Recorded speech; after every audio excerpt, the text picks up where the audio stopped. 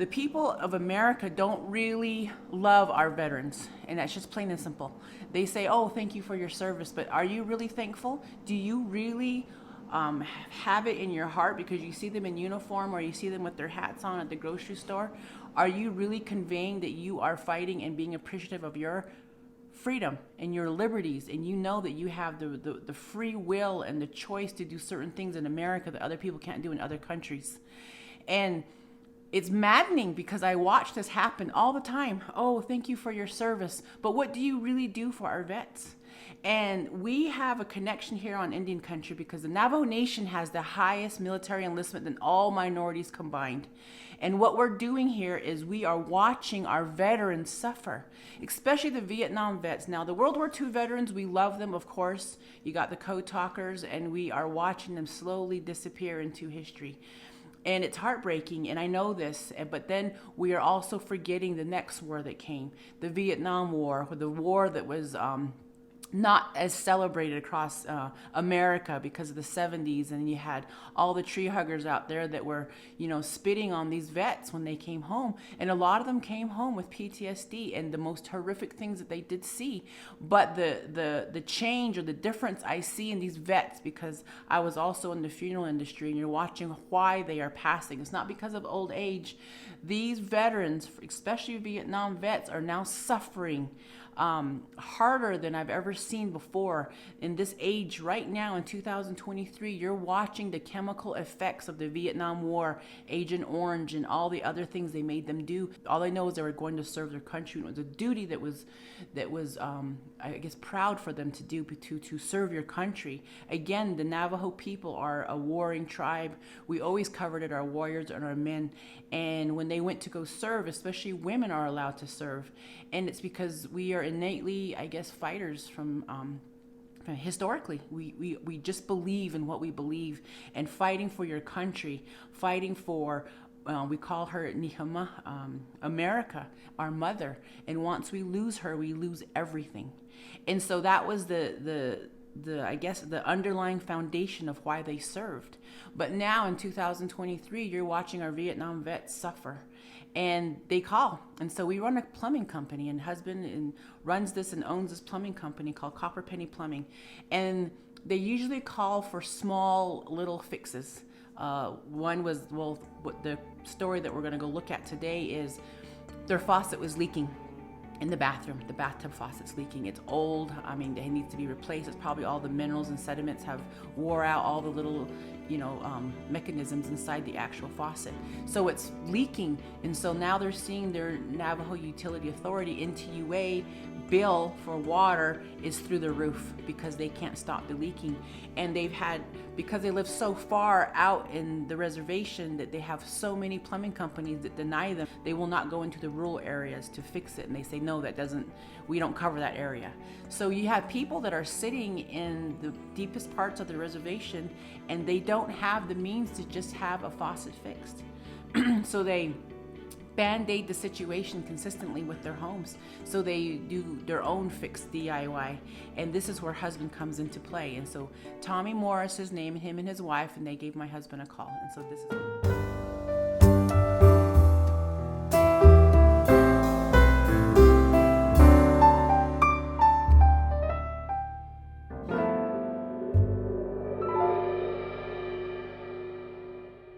Bedonies.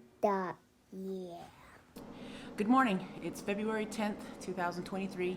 My name is Karen Bedonies, and we are bringing this podcast to you today to talk about veterans. We've been visiting with veterans, and we had a very special interaction last night, and it was very intimate, talking to a veteran from the Navajo Nation, and he served in the Vietnam War. And my husband was there with me, and this is his project. And it was something that unfolded, and so we wanted to share this with you and also get you involved. And so I'm going to let husband go ahead and tell you about his experience. Well, Mr. Moore's wife called me. She said, I'm trying to look for a plumber. She asked me if I did this, if I worked on the reservation. I said, yeah. And they called a lot of other plumbing companies, and they basically told her, we can't go out there, or they say, all right, you will be out there, but they never showed up. But for me, I said, all right, then I'll be over there in the mornings. Just give me a pin drop of your place. Boom, showed up next morning. And I looked in. At first, it was just a service call. And when I got there, I met Mr. Tommy Moore wearing a Vietnam hat. I'm like, hey, veteran here. So I was like, okay, then, well, let's get this fixed and give them a good discount. You know, I give veterans a discount because, you know, they fought for our freedoms. So I did. I went in there, I looked at it, and I was like, oh my God, you know. And back then he was young, yeah, he'd jump in there easily just like that. But today, I mean, the tub is like up here, 2 foot up. And he has to step over that thing. You'll see it in the video. And in my head, I'm thinking to myself, you know what? I can't just leave him like this. They don't have the restrooms up to date.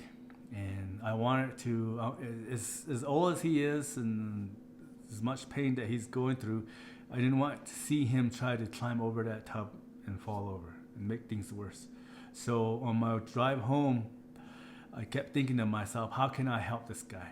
I don't have any money. He doesn't have any money. How can I help him? I want to help him because, you know, it's the right thing to do. And so I came home, talked to the wife, and I was like, you know, you got to meet this guy. And he's a Vietnam vet, and he needs help. And I asked her, I said, you know, can you help me with this? Can you help me try to get some funding for this man, and so we can at least get his flooring done, new fixtures, and a walk-in shower where he won't get hurt. And I mean, something that I want to do personally for a veteran, because, you know, they fought for my freedom, my rights, and, you know, I'm proud of having them. I shake a lot of veterans' hand too and say, hey, thank you for your service. But to me, that's not enough. I want to make a difference in their life where it's they're comfortable. And I know Mr. Moore, he's hurting, he's aching, old age is getting to that body, and he needs something done for his restroom. And I just want to reach out, and I asked my wife to help me with this. I want to go reach out and hopefully get some funding for this man and his family and get that restroom up to par and bring his water bill down. Served in Vietnam. Oh, in Vietnam? Yeah. Okay. And that was back in 69, 70, I came back. And I said, I don't want to leave the reservation after that. I want to be home. Mm-hmm. And, you know, like later on in life, it did catch up with me. PTSD and everything. Mm-hmm. And then more later, that's when it started. Right after we met, huh? Mm-hmm. I was going to school and teaching CDL up at the branch. All of a sudden, I kept feeling the pain. And the hernia came first, huh? Mm-hmm. And I had an operation. They operated on me. And that took a toll on me. And then they said I had a slight heart attack. I didn't feel like I was dying. And nowadays I take pills galore. And then not too long ago, the first month of October, I remember that's when I was feeling so bad, and I was hurting like from here to here, and I kept thinking, I hope I don't get shingles again. Everything happened to me, I'm sorry, you know. And then I went over there, and it turned out I ended up in the hospital in Albuquerque at the VA. And they did a procedure on me, and they found that I have internal bleeding. And that was from ulcer. Mm-hmm. And then there was a hernia pushing up on my stomach. I guess that expressed my ribs apart. That was what was causing the pain. Mm. So they said you have an infection. There's days I can't even get up they have to help me up, and I don't want to be a burden to my family. Aside from that, I just want them to be living in a comfortable place, and I try my best to provide for them. But I fall behind with myself, and it's one of the things that I have to live with the rest of my life, I guess. It's really cool. I'm a proud man, and I don't like to beg. I don't like to ask twice. Call it judging, and it don't happen. But every day, I'm right there praying for myself, Yeah. because I still believe, there's a miracle or something good's gonna happen. And she knows that I rarely sleep too. I sleep about 3-4 hours a night. Weary, and that's all I do. And it could be because of a lot of things. She would come to, I'm sure there's a lot of veterans. They said they're homeless. I don't know if they're really homeless. The net alone, you have to think that I'm never homeless. It has to be you to tell yourself, I'm not homeless. I got a family. I got a home somewhere. Bill. And that's, I love this place. And if I could get it up to par, and then after that's finished, then we'd like to get started on this again, the ceiling. And we've been thinking about having a yard sale, my daughter and I, during the warmer days, so we can get enough money and then buy 5 gallons worth of paint and then do everything. So, this is what I struggle with on my part every day. Come to there's lots of coffee. Yeah. I need no. Oh, the only thanks I get is welcome home from other veterans.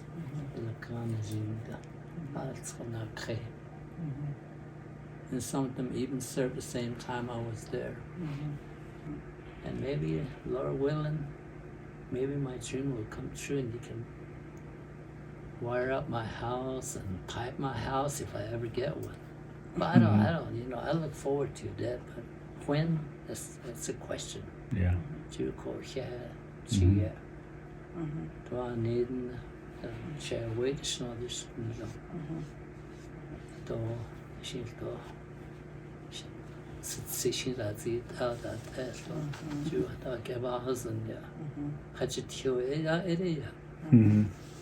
I'm just most grateful that you can do all this one. Yeah. Yeah. I really am. I can't afford to do it myself. I wish I could. I can't even lift up anything over 30 pounds. Sometimes I go out there and I start chopping firewood. Just enough to keep us warm at night. But your proudness, I hold on to my pride like that. I don't want to just fall over and see my family helpless. I don't want that. Yeah. I'm just as simple as you can say simple about somebody. When was it? 2 years ago, Khadi was a kind of. Oh. You see, I was just kind of dragging myself around. Khadi was a love guy clear. So there's not a day goes by. I wake up and say, hey, I feel good. I do, but I'm always hurting somewhere. Yeah. So India, in a couple of weeks we're going to be in Albuquerque again. They give me shots. That's what they numb it out, and then that's what arthritis lesion. Dito. I have to wear certain kind of a wrap. I never knew about it until my son wrapped it on me 2 weeks ago. Just how to help you with arthritis now. Yeah. But that's not my pity side of it. That's the truth. That's the truth of what I go through.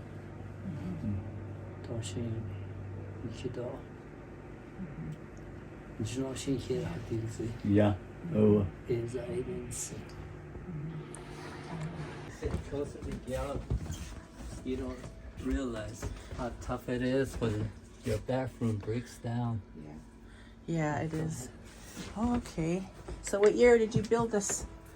Back in '75. Oh, it's tiny, tiny. Huh? Oh, your water's running. Our bill's been going up so hard, it's been hitting over $200 For your... Yeah, for the water. And what I do is I try to turn it off. I can't do anything about it. Right. So it just runs. So the tub is up high, huh? So the tub is high because back in the 70s, when they did the Veterans Housing Restaurant Edition, what they did was they ran the pipe on top of the floor. So the pipe is in that wall right there. And the toilet is a wall mount toilet.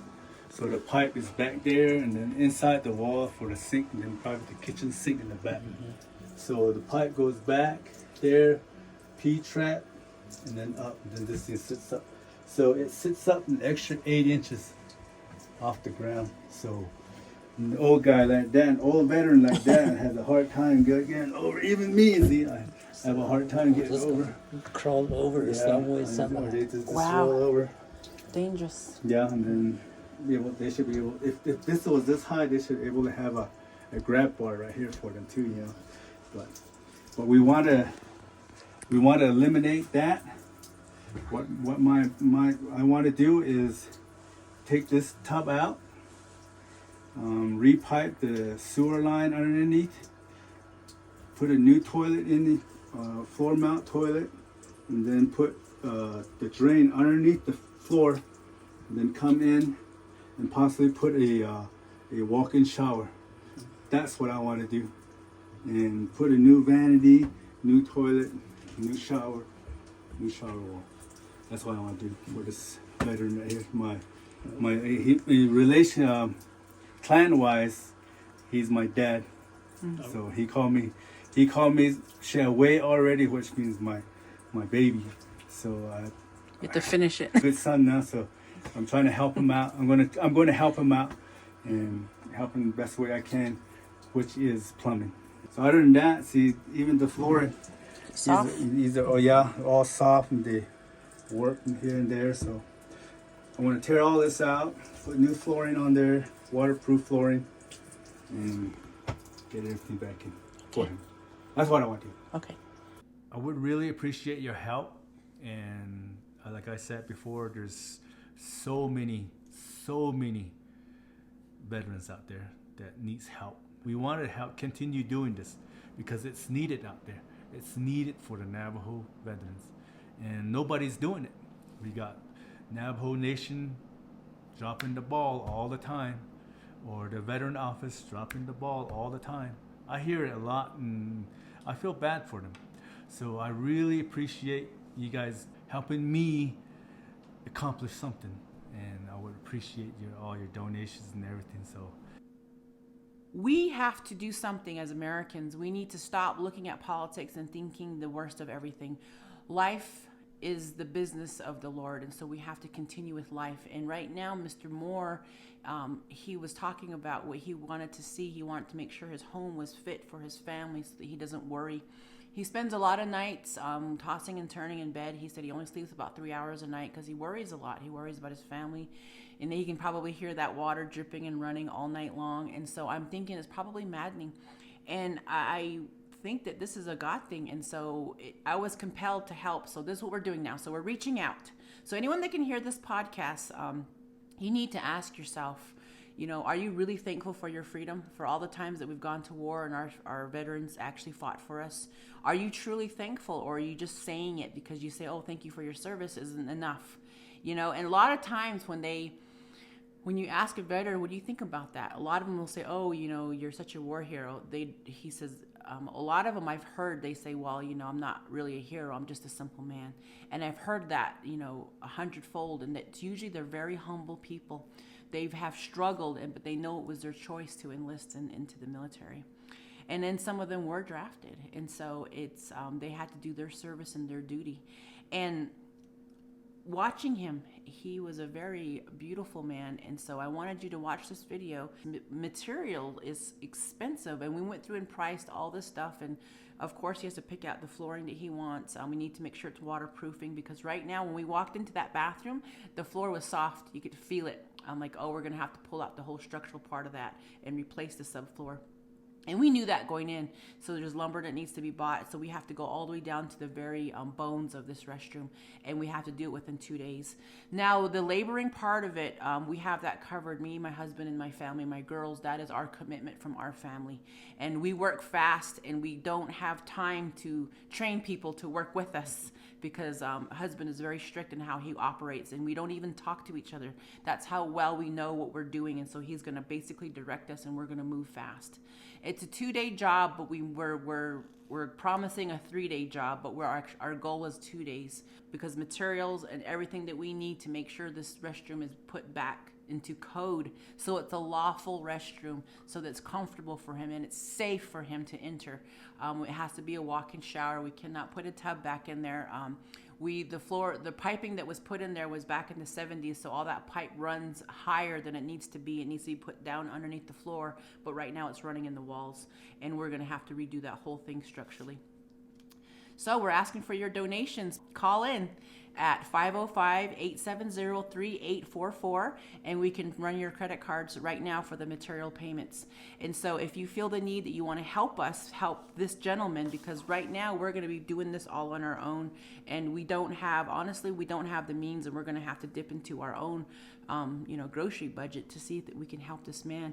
But I don't want him to know that. I mean, I want him to not feel guilty, and I want him to know that it's been done and not to worry. So we need your help. And so call 505-870-3844, and my husband will pick up, and that goes directly to his phone, and he's be able to run your credit card. And he's only going to take enough for the materials, and then after that we're done. But thank you so much, and we'll keep you updated, and we're actually going to record and process all these videos so that you will see the process of this bathroom change from what he has now into an actual legal restroom by the state of New Mexico. Thank you so much for joining us. We'll talk to you soon. Bye-bye. Thank you again, and God bless you all, and have a wonderful day. Enjoy your week. Bye. Bedonies.